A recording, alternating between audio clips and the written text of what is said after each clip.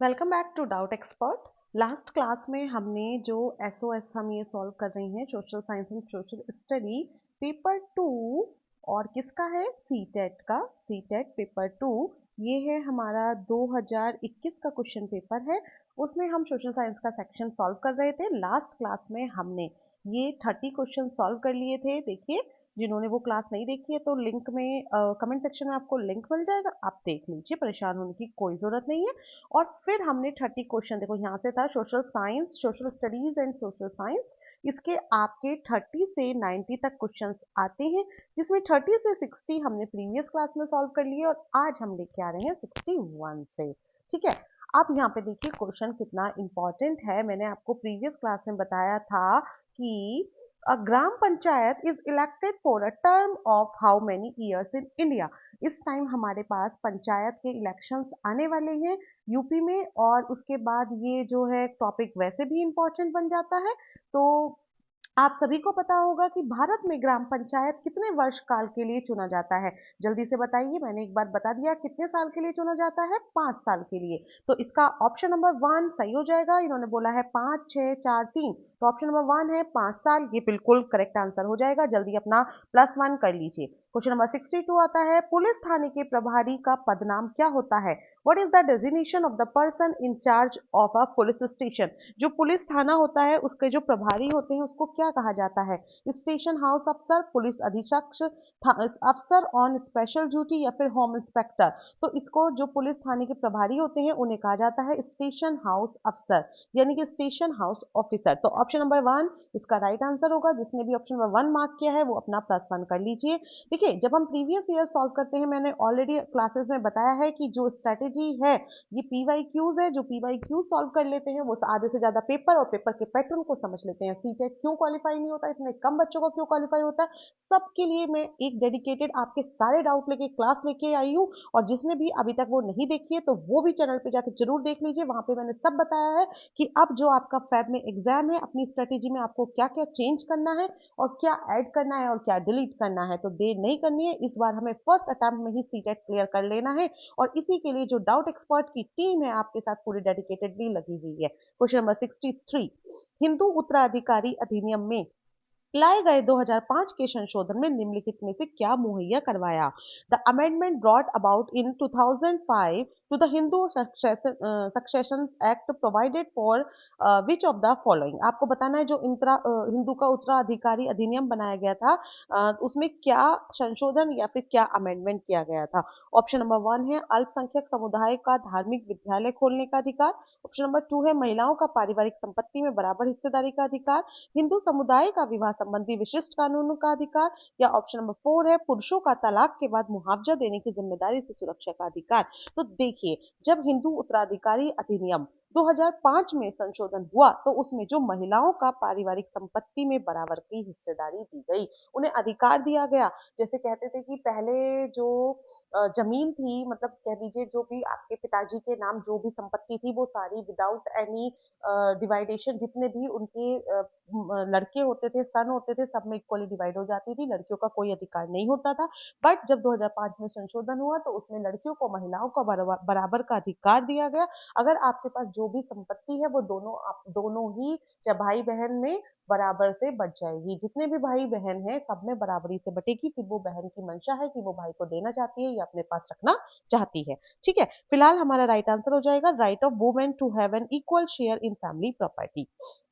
Question number 64, भारतीय संविधान की व्याख्या का अंतिम अर्थ निर्णायक किसे माना जाता है? Who is considered as the final interpreter of Indian constitution? बहुत इंपॉर्टेंट क्वेश्चन है। इंडियन कॉन्स्टिट्यूशन पे मैंने एक क्लास अपनी आपके लिए अपलोड की हुई है, आप जाके वहां से प्ले लिस्ट में देख लीजिए।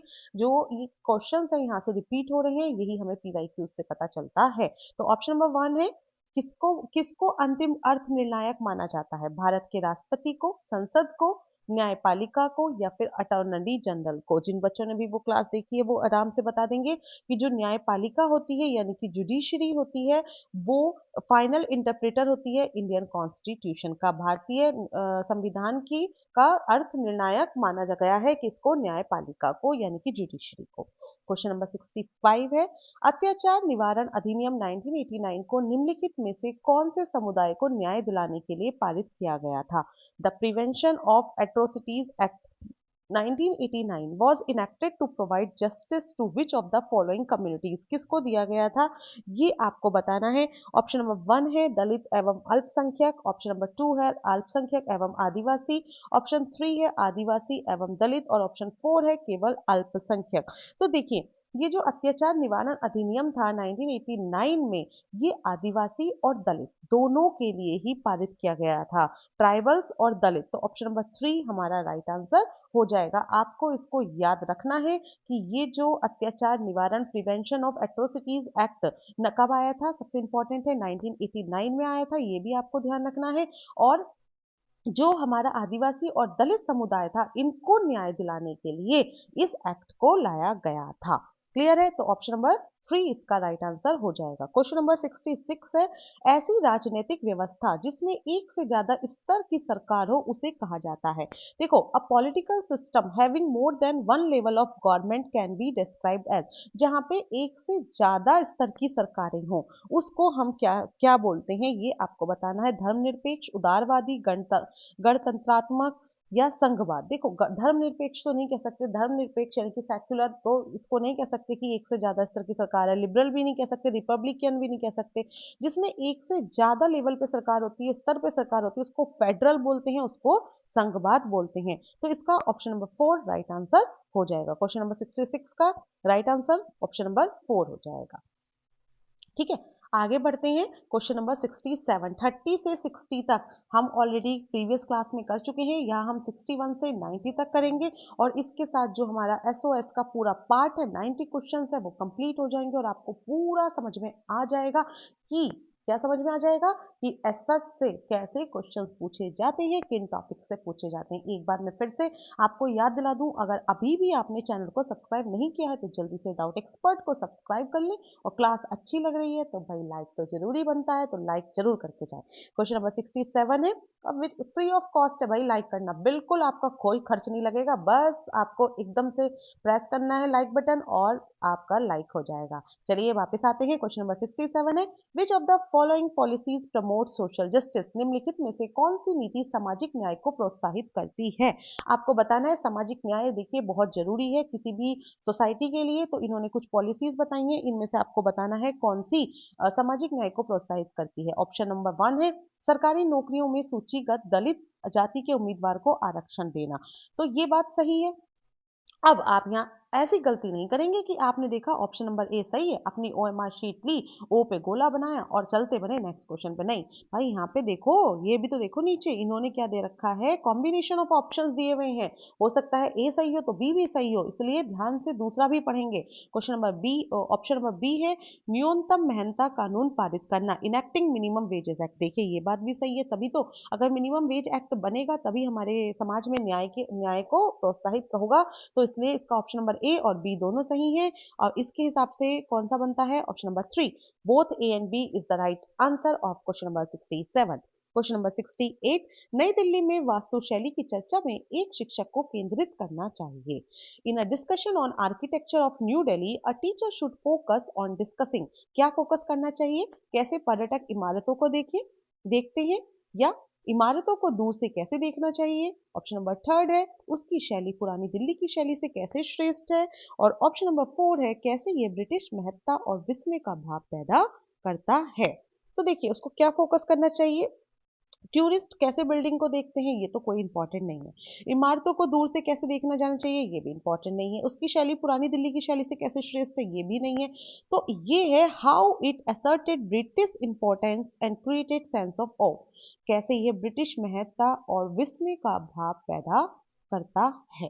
ठीक है, तो ऑप्शन नंबर 4 इसका राइट आंसर हो जाएगा। क्वेश्चन नंबर 69 पे बढ़ते हैं। इतिहास शिक्षण का उद्देश्य केंद्रित होना चाहिए। The teaching of history must be done with the focused objective. इतिहास यानी कि हिस्ट्री, जब हम हिस्ट्री पढ़ाते हैं तो उसका उद्देश्य क्या केंद्रित होना चाहिए?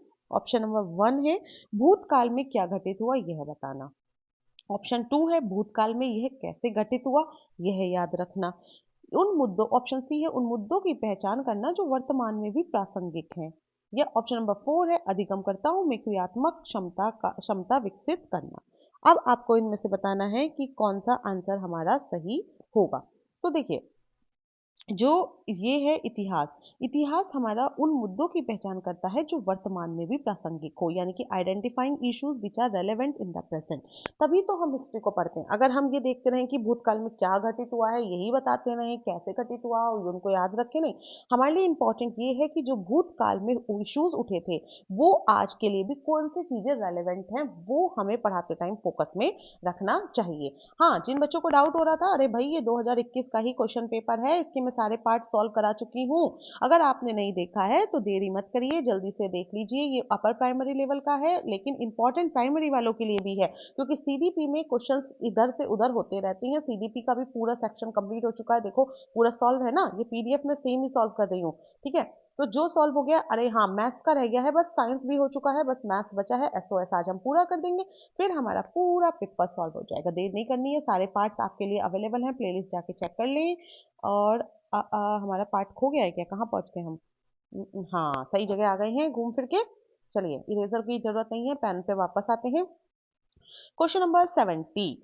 समसामयिक मुद्दों को सामाजिक विज्ञान की कक्षा में लाने के क्या उद्देश्य होते हैं? What can be the purposes of introducing current affairs in social science class? जब हम करंट अफेयर्स को सोशल साइंस की क्लास में पढ़ाते हैं तो उसकी क्या इंपॉर्टेंस है आपको ये बतानी है। पहला इन्होंने दिया है देश से जुड़े मुद्दों के प्रति रुचि को बढ़ावा देना। देखिए ये बात तो सही है ना, कि बढ़ावा दिया जाता है। दूसरा है विश्लेषण और आलोचनात्मक मूल्यांकन करने का कौशल विकसित करना। ये बात भी सही है, जब हम डेवलप करेंगे skill of analysis and critical evolution, यही तो इवोल्यूशन, जब हम जो ये करंट अफेयर्स हैं, करंट अफेयर्स को पढ़ा के यही हम उसमें बच्चे में किसी में भी डेवलप करते हैं। क्वेश्चन नंबर 4 है सनसनीखेज खबर मुहैया कराकर विषय के प्रति रुचि पैदा करना। जी नहीं, ऐसा कुछ नहीं है कि आप तड़कती भड़कती खबरें लेके आएंगे जिससे बच्चा रुचि पैदा करे, ऐसा कुछ नहीं है। तो ये ऑप्शन नंबर सी गलत हो गया है। अब देखो, जैसे ही हमारा सी गलत हुआ, ये ऑप्शन कट गया, ये ऑप्शन कट गया, ये ऑप्शन कट गया, सिर्फ ऑप्शन 2 बचा। और भी हम फिर भी डी पढ़ेंगे, विद्यालय परिसर के अधिगम और विद्यालय के बाहर की दुनिया को जोड़ने में अधिगमकर्ता की मदद। ये बात भी बिल्कुल सही है। जब हम करंट अफेयर्स या फिर कुछ भी जो समसामयिक मुद्दे हैं उनको बताते हैं तो जो विद्यालय के परिसर में अधिगम है वो बाहर की दुनिया से जोड़ लिया जाता है। हम बच्चों को उसके उस चीज को रिलेट करके समझाते हैं कि कैसे ये करंट में ये चीज चल रही है, ये हमारे लिए इंपॉर्टेंट है। तो देखिए यहाँ से हम दोनों चीजों सी से एलिमिनेट करके एलिमिनेशन मेथड से भी हम ऑप्शन 2 पे पहुंच गए और पूरा पढ़ के भी हम ऑप्शन 2 पे पहुंच गए। क्लियर है? कोई डाउट तो नहीं आ रहा है? डाउट आ रहा है तो कमेंट सेक्शन में लिख देना। सामाजिक विज्ञान की कक्षा में समानता पर चर्चा करते समय उद्देश्य होना चाहिए। जो सामाजिक विज्ञान की कक्षा होती है उसमें जब हम समानता यानी कि इक्वालिटी पे डिस्कशन करते हैं तो क्या उद्देश्य होना चाहिए ये आपको बताना है। अधिगमकर्ता के साथ गरिमा से जुड़े अधिगमकर्ता के साथ गरिमा से जुड़े मुद्दों को संबोधित करना, सही बात है। सभी का सम्मान करने के प्रति अधिगमकर्ता को संवेदनशील बनाना, जब हम सबका सम्मान करेंगे तभी तो समानता या इक्वालिटी की फीलिंग आएगी, तो ये तो बहुत इंपॉर्टेंट चीज है। संविधान में परिलक्षित मूल्यों पर आधारित होना, ये बात भी सही है कि जितने भी कॉन्स्टिट्यूशन में वैल्यूज बनाई गई हैं उन पर आधारित होना। और ऑप्शन डी है यह समझना कि हर तरह का अंतर समानता की तरफ ले जाता है। जी नहीं, हर तरह का अंतर समानता की तरफ कैसे लेके जाएगा बताइए? जब हम अंतर करेंगे, डिफरेंशिएट करेंगे किसी भी चीज में, वो यह समझना कि हर तरह का अंतर असमानता की तरफ ले जाता है। जी नहीं, अगर हम हर तरह का, कभी कभी कुछ हम अंतर करते हैं इक्वालिटी को बढ़ाने के लिए, ऐसा नहीं है कि इनइक्वालिटी को बढ़ाने के लिए करते हैं, असमानता को बढ़ाने, कुछ डिफरेंसेस हमें करने पड़ते हैं इक्वालिटी को बढ़ाने के लिए। अब जैसे कि आप समझिए कि जो हमने जो मतलब हम इसमें है आरक्षण यानी कि रिजर्वेशन है, तो वो किस लिए? इक्वालिटी को बढ़ाने के लिए ही तो है ना? तो जो अंतर किया गया है वो किस लिए करा गया है? असमानता की तरफ तो नहीं ले जा रहा, वो तो इक्वालिटी की तरफ ले जा रहा है, इसलिए ये चीज गलत हो जाएगी, क्योंकि हर अंतर आपको असमानता की तरफ नहीं लेके जाता। कुछ अंतर इसलिए भी किए जाते हैं जिससे कि समानता बढ़े, इक्वालिटी बढ़े। तो इसका option number A B C सही होगा। तो 71 का ए हमारा राइट आंसर हो जाएगा। और मुझे ऐसा लग रहा है आप लोग बिल्कुल सही मार्क कर रहे होंगे, बहुत अच्छे से पढ़ा हुआ होगा। और अब तो पीवाईक्यूज लगाने का भाई टाइम है, फैब में हमारा एग्जाम है जिसे हमें क्वालिफाई करना है और उसके लिए हमें कमर कस लेनी है। तो 72 पे आ जाइए। क्वेश्चन नंबर 72 है, कक्षा और समाज में व्याप्त विविधता को संबोधित करने के लिए सामाजिक विज्ञान के शिक्षक को चाहिए। जो कक्षा और समाज में जो अलग अलग डाइवर्सिटीज हैं, विविधता है, उसको जब हम संबोधित करते हैं तो सामाजिक विज्ञान के शिक्षक को क्या चाहिए ये आपको बताना है। विभिन्न संस्कृतियों से जुड़े उदाहरणों को कक्षा की चर्चा में शामिल करें। बिल्कुल सही बात है, जब आप विविधता डाइवर्सिटी को ध्यान में रखेंगे, अलग अलग संस्कृति की चीजों को, उदाहरणों को क्लास में प्रेजेंट करेंगे, तो जो अलग अलग डाइवर्सिटी से बच्चे आए हैं उन्हें अच्छा लगेगा, क्लास इंटरेस्टिंग होगी, उन्हें ऐसा लगेगा कि हमसे रिलेटेड बात भी हो रही है। क्वेश्चन नंबर बी है, केवल उन्हीं उदाहरणों को लेना जो अधिकांश बहुमत के लिए प्रासंगिक हो। Take up only examples that are relevant to majority. जी नहीं, मान लीजिए कि एक डाइवर्सिटी की मेजोरिटी है और आप सिर्फ उसी को ही लेते रहें, तो क्या वो क्लास अच्छी होगी? नहीं होगी ना। तो ये बी हमारा गलत हो गया। जैसे ही बी गलत हुआ, ये गलत हो गया, ये गलत हो गया, क्योंकि इसमें भी आ रहा है, इसमें भी आ रहा है, इसमें आ रहा है, ये गलत हो गया। बचा कौन सा? ऑप्शन नंबर 1 बचा, यही सही होगा। इसलिए एलिमिनेशन मेथड भी बहुत हेल्पफुल होता है। एक बार सी हम पढ़ के देख लेंगे। फिर भी अपने व्यक्तिगत अनुभव को कक्षा में साझा करने के लिए विद्यार्थियों को प्रेरित करें। Yes, this is very important. क्या? Encouraging student to share their personal experience in the class. अगर हम बच्चों को अपने पर्सनल एक्सपीरियंस शेयर करने के लिए वो करेंगे, पर्सनल एक्सपीरियंस शेयर करने के लिए एनकरेज करेंगे, तो ये जो है क्लास में अलग अलग डाइवर्सिटी से जो बच्चे आए हैं उनकी बात दूसरी डाइवर्सिटी वाले बच्चे समझेंगे। इस जो विविधता है वो और लोग भी समझेंगे, उन्हें भी पता चलेगा कि अच्छा वहाँ पे ऐसा होता है, अच्छा तुम्हारे यहाँ पे ऐसा होता है। तो this makes class more interesting and helpful to all the students. ठीक है, तो ऑप्शन नंबर 1 इसका राइट आंसर हो जाएगा। क्वेश्चन नंबर 73, सामाजिक विज्ञान में आकलन को बल देना चाहिए। Assessment in social science should emphasis. जो सामाजिक विज्ञान होता है उसमें हमें आकलन को बल देना चाहिए। उसके इन्होंने ऑप्शंस पूछे हैं कि क्यों बल देना चाहिए। पहला है उन अधिगमकर्ताओं की पहचान करना जो असफल हो रहे हैं। नहीं, हम कभी भी आकलन इसलिए नहीं करते हैं बिकॉज आपसे मैं बार बार बोल रही हूँ क्या है, चाइल्ड सेंटर्ड एजुकेशन है। जब चाइल्ड सेंटर्ड एजुकेशन है तो उसमें हमें ये चीज नहीं देखनी है कि हम इसलिए आकलन नहीं करेंगे कि बच्चे कौन से असफल हो रहे हैं, तो ये गलत हो जाएगा। जब भी आप क्वेश्चन को सॉल्व करें, स्पेशली पैडागोगी को, मैंने आपको स्ट्रैटेजी वाली वीडियो में बताया है कि पैडागोगी कितना बड़ा गेम चेंजर है। किसी भी आप जब ये जो सी टेट का कोई सा भी एग्जाम दे रहे हैं, पेपर 1 या पेपर 2, तो जब भी आप पैडागोगी के क्वेश्चन सॉल्व करें तो रिजिड नहीं होना है। बट क्वेश्चन के जो आंसर्स है उन्हें बच्चे के हिसाब से सोचना है और बच्चे के हिसाब से ही आंसर करना है, रिजिड नहीं होना है। ऑप्शन नंबर 2 है, अधिगमकर्ताओं की कक्षा में लेखन की क्षमता को जांचना। नहीं, क्या हम आकलन इसलिए करेंगे कि हम उसकी लेखन की क्षमता को जांचें? नहीं, गलत है। अधिगमकर्ताओं की सूचना को याद रखने का मापन करना। नहीं, क्या हम इसलिए आकलन करेंगे कि इस बच्चे को कितना याद रहा? नहीं, तो अब तो ऑप्शन 4 बचा, बट पढ़ना तो पड़ेगा। अपने अधिगम को विभिन्न दैनिक परिस्थितियों से जोड़ने की अधिगमकर्ताओं की क्षमता का मूल्यांकन करना, ये सही बात है। हमें क्या करना है कि evaluation of learners ability to extrapolate their learnings to various life situation.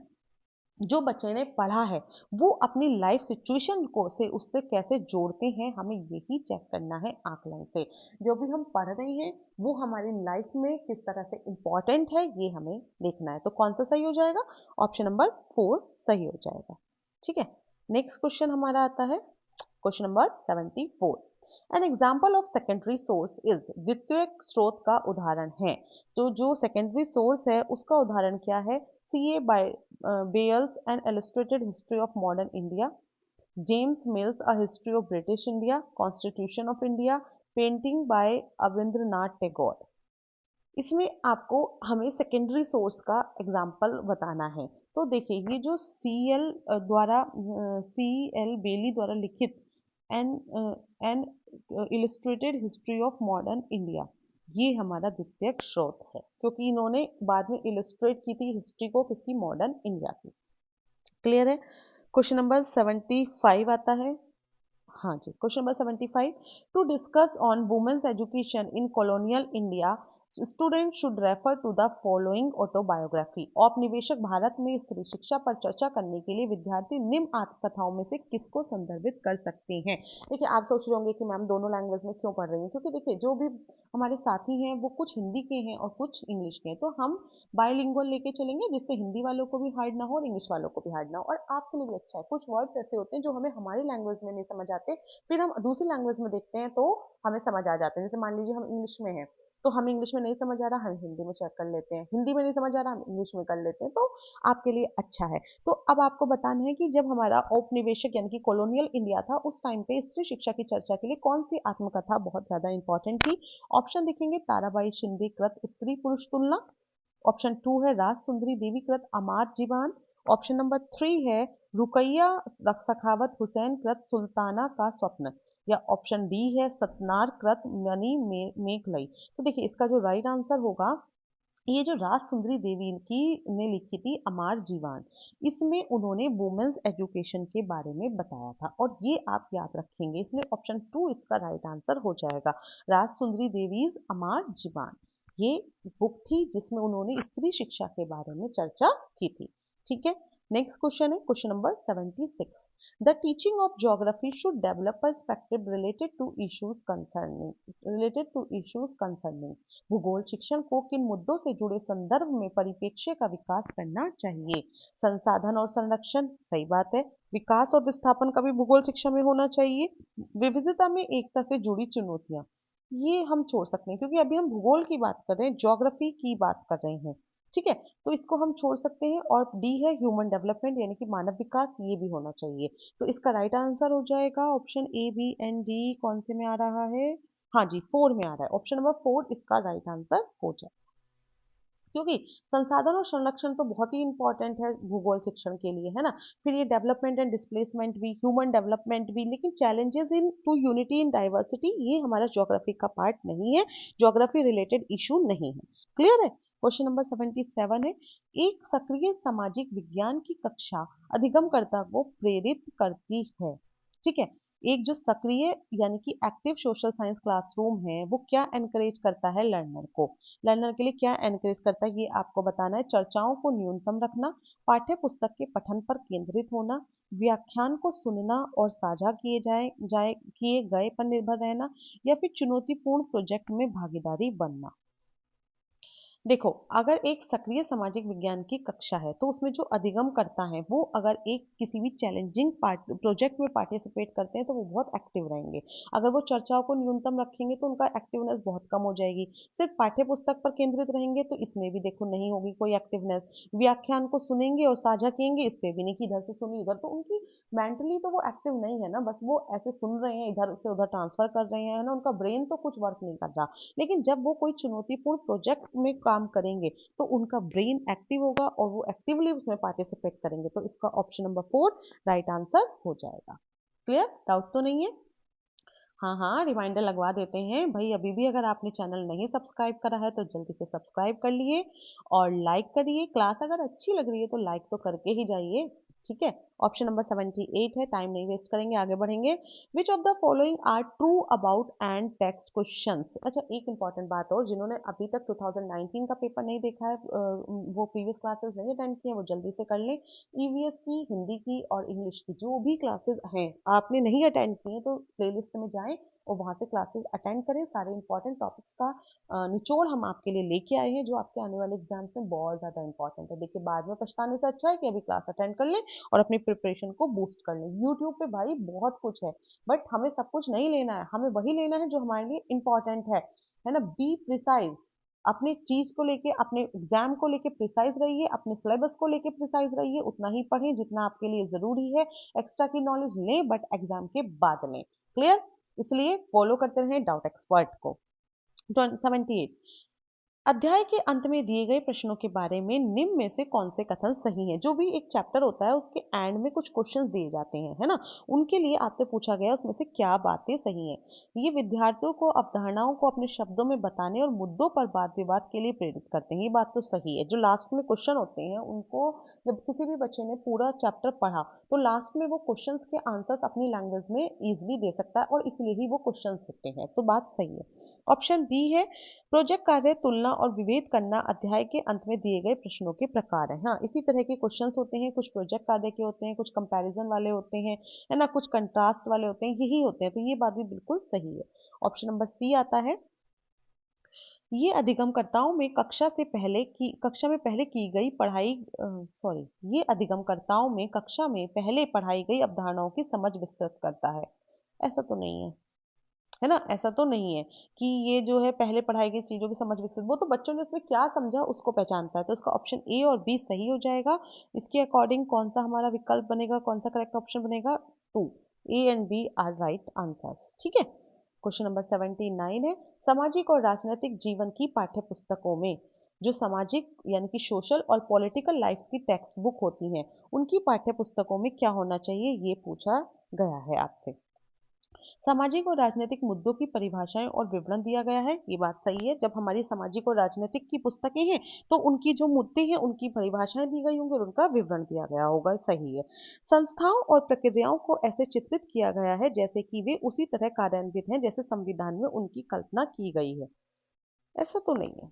फिर भी अगला क्वेश्चन, एक मिनट रुकिए, हम आगे पढ़ते हैं। लोगों व क्षेत्रों से जुड़े विभिन्न ठोस उदाहरणों को प्रस्तुत किया गया है। हाँ, ये तो होता है कि लोग और जो क्षेत्र हैं उनसे जुड़े हुए उदाहरण प्रस्तुत किए जाते हैं, ये चीज तो होती है। बट संस्थाओं और प्रक्रियाओं को ऐसे चित्रित किया गया है जैसे कि वे उसी तरह कार्यान्वित हैं जैसे संविधान में उनकी कल्पना की गई है। ऐसा नहीं है भाई, है ना, क्योंकि किसी भी बुक में बिल्कुल ऐसे हम चित्रित नहीं किया गया होता है। आपने भी सामाजिक और राजनीतिक की बुक देखी है। तो बी हमारा गलत हो गया, तो इसका ऑप्शन हमारा हो गया ऑप्शन नंबर टू सही, ए एंड सी। 79 का ऑप्शन टू राइट आंसर हो गया। क्वेश्चन नंबर 80 है, डॉक्टर अंबेडकर के गोरे गांव जाते हुए अनुभव का वर्णन करते हुए एक शिक्षक पूछते हैं कि क्या आपको लगता है स्टेशन पर लोगों ने डॉक्टर अंबेडकर उनके भाइयों के प्रति भेदभाव किया?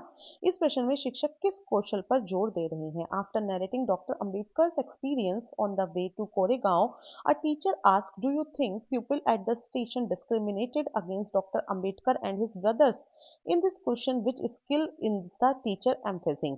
आपको बताना है जो टीचर है वो कौन सी स्किल का को बता रहा है, जोर दे रहा है। अनुभवों की तुलना करना, परिस्थितियों से अनुमान लगाना, कारण और प्रभाव, परिस्थिति के बारे में परिकल्पना बनाना। देखो, उन्होंने अनुमान ही तो लगाया शिक्षक ने, है ना, कि क्या आपको लगता है कि स्टेशन पर ऐसा हो रहा है, तो उन्होंने अनुमान लगाया एक परिस्थिति को देखकर। तो इस ऑप्शन में से अगर हम देखें तो हमें सबसे सही लग रहा है परिस्थितियों से अनुमान लगाना, और यही इसका राइट आंसर हो जाएगा। क्योंकि अनुभवों की तुलना नहीं कर रहे, वो अलग अलग दो लोगों के अनुभव की थोड़ी तुलना कर रहे हैं इस लाइन में। ना ही वो किसी चीज का कारण बता रहे हैं, ना प्रभाव बता रहे हैं, ना ही वो परिस्थिति के बारे में परिकल्पना बना रहे हैं। वो एक परिस्थिति देख रहे हैं और उसे देखकर अनुमान लगा रहे हैं। तो ऑप्शन नंबर टू इसका राइट आंसर हो जाए। आगे बढ़ते हैं।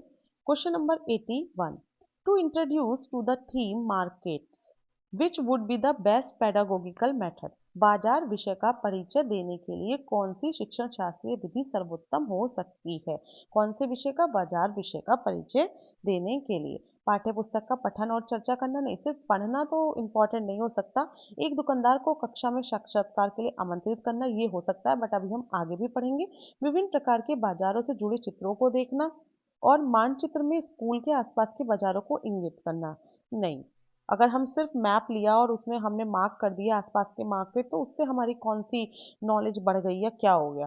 तो अगर हम, इसका राइट आंसर यही होना चाहिए, दुकानदार को कक्षा में साक्षात्कार या फिर इंटरव्यू के लिए बुलाना, जिससे हम उससे इसकी बातों से समझ सकें कि कैसा, मतलब बाजार क्या है, कैसा है, ये हम सब कुछ समझ सकते हैं।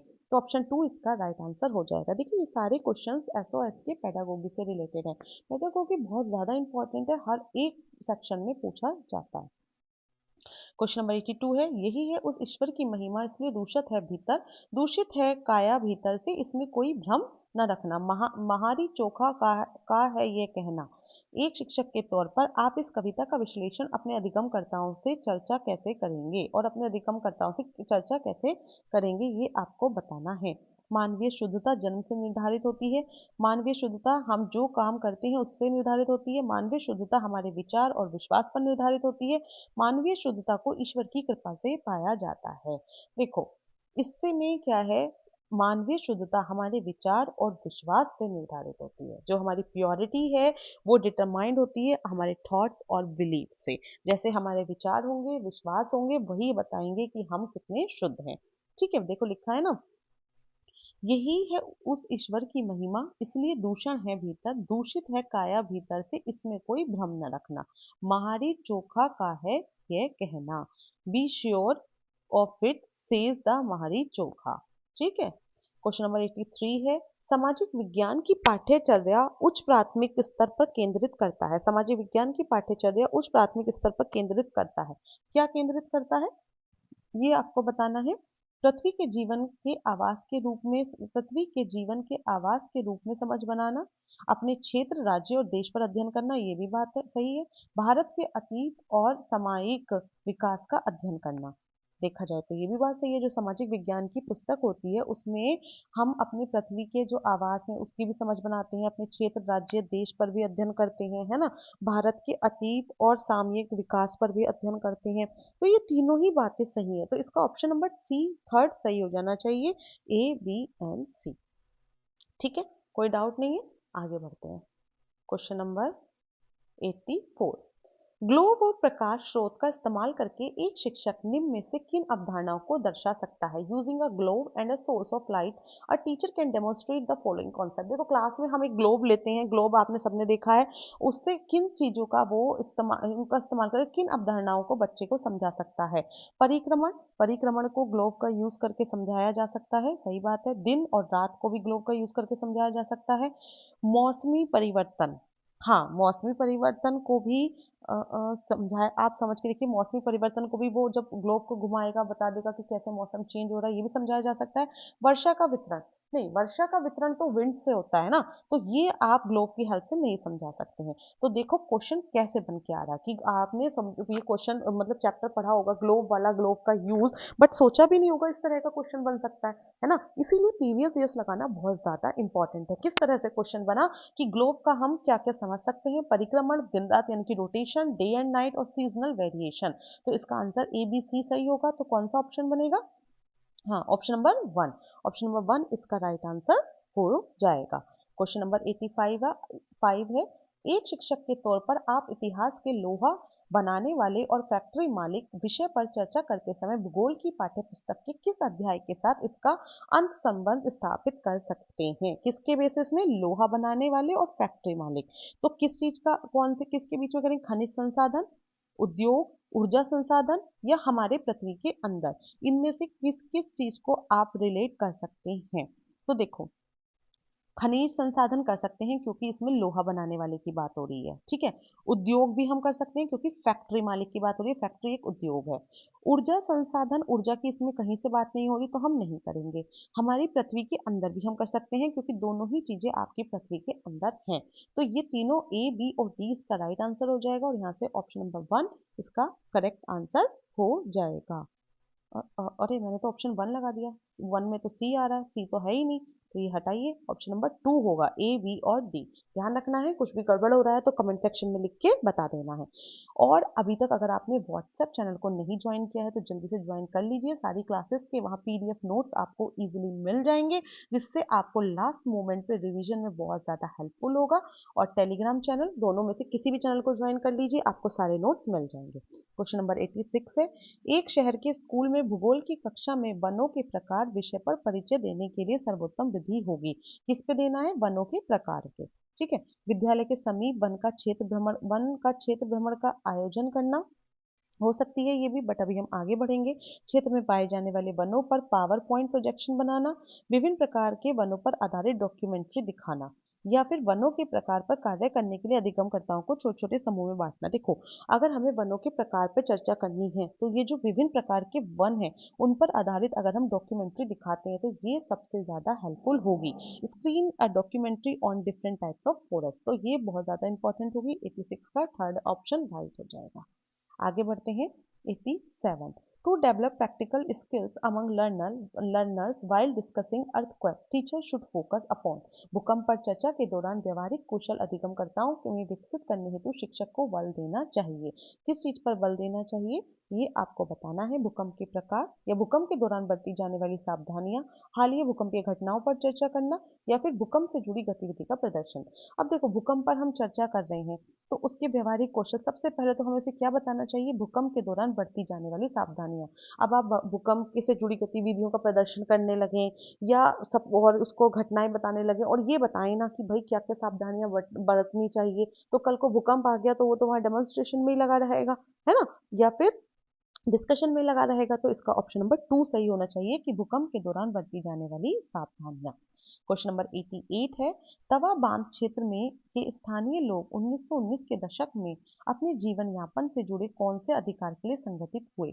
The local people of Tawa reservoir area organized to demand which right related to their livelihood in 1990s। अब आपको बताना है ये जो तवा रिजर्वॉयर है या तवा बांध है ये कहाँ पर है। ये मुझे आप कमेंट सेक्शन में लिखकर बताएंगे जल्दी से, क्योंकि क्वेश्चंस टॉपिक से इधर उधर होके ही बनते हैं। ठीक, तो अब आपको बताना है उस टाइम पे जो 1919 के दशक में उन्होंने अपने जीवन यापन से जुड़े कुछ अधिकारों के लिए वो संगठित हुए थे। ऑप्शन में से मार्क करना है, खेती करने का अधिकार, मछली पकड़ने का अधिकार, उद्यान कृषि का अधिकार या व्यावसायिक वन पालन का अधिकार। देखो वो रिजर्वॉयर या फिर बांध जब बन रहा था तो उसमें वो उस टाइम पे मछली पकड़ने के अधिकार के लिए सब एकत्रित हुए थे, क्योंकि मछली पकड़ना ही उनके जीवन यापन का एक साधन था तब। ठीक है, तो इसलिए इसका ऑप्शन नंबर 2 राइट आंसर हो जाएगा, फिशिंग राइट्स। क्वेश्चन नंबर 89 है, निम्नलिखित में से कौन सी व्याख्या विविधता का उचित प्रतीक है? जो choose the description that best represent diversity from among the following. तो ऑप्शन नंबर 1 है, यह लोगों के बीच भेदभाव बढ़ाता है, डाइवर्सिटी नहीं। यह लोगों के बीच एकरूपता बढ़ाता है, यह लोगों के विशिष्टता को स्वीकारता है, यह लोगों के बीच असमानता को अस्वीकारता है। देखो ये जो विविधता है, ये जो लोगों के बीच में विशिष्टता है यानी कि जो डिफरेंसेस हैं उन्हें एक्सेप्ट करता है। It accept differences among the people, क्योंकि सब एक से नहीं हो सकते, सब में अलग अलग कुछ ना कुछ डिफरेंस है और यूनिटी इन डाइवर्सिटी ही हमारा कंसेप्ट है। तो ये जो डिफरेंसेस हैं उनको एक्सेप्ट करता है। ठीक, क्वेश्चन नंबर 90। अब तो क्लास पूरी होने वाली है और आप जल्दी से बंद करके जाने वाले हैं कि जल्दी से मैं क्वेश्चन नंबर 90 देखूं और अपना वीडियोस को बंद करूं और जाऊं। लेकिन फिर से मैं रिमाइंडर लगाती हूँ, जाने से पहले चैनल को आप सब्सक्राइब कर लें और वीडियो को लाइक जरूर करके जाएं, है ना। ठीक है, हाँ हाँ 90 क्वेश्चन की तरफ बढ़ते हैं। भारतीय लोकतंत्र के संदर्भ में निम्नलिखित में से कौन सा कथन गलत है? आपको बताना है जो भारतीय लोकतंत्र है, in the contest of democracy in India which of the following in statement is false. कौन सा गलत है ये आपको बताना है। भारतीय जनता का एक छोटा हिस्सा भारतीय स्वतंत्रता से पहले भी मतदान कर सकता था, आपको गलत बताना है ना। हाँ तो ये बात तो सही है, जो पहले हाई वाले थे वो लोग मतदान करते थे, ठीक है, हाँ आम जनता के लिए मतदान नहीं था। ये बात सही है, लेकिन हमें गलत बतानी है। स्वतंत्रता के बाद भारत ने प्रतिनिधि लोकतंत्र को अपनाया, ये बात भी सही है। जब हमें स्वतंत्रता मिली तो क्या अपनाया? डेमोक्रेसी यानी कि लोकतंत्र। भारत में सरकार को लोग अप्रत्यक्ष रूप से चलाते हैं, ये बात भी सही है। In India people participate indirectly in the working of government. अप्रत्यक्ष रूप से चलाते हैं, प्रत्यक्ष रूप से नहीं चलाते हैं। 3 बात सही हो गई है। ऑप्शन नंबर डी है, भारत में पहला आम चुनाव 1950 में हुआ था, यही गलत है। जो पहला आम चुनाव था वो 1950 में नहीं हुआ था। कब हुआ था?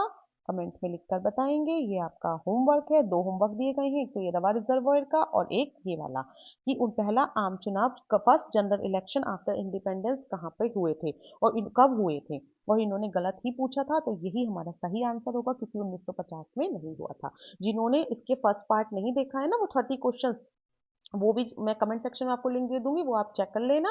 इंग्लिश की क्लास पूरा हमने प्रीवियस ईयर सॉल्व कर लिया है, हिंदी और इंग्लिश दोनों में से एक एक लैंग्वेज, तो वो भी आप क्लास अटेंड कर लेना। इसके अलावा अगर आपको कोई डाउट आ रहा है तो आप एक बार कमेंट सेक्शन में लिख के बता देना।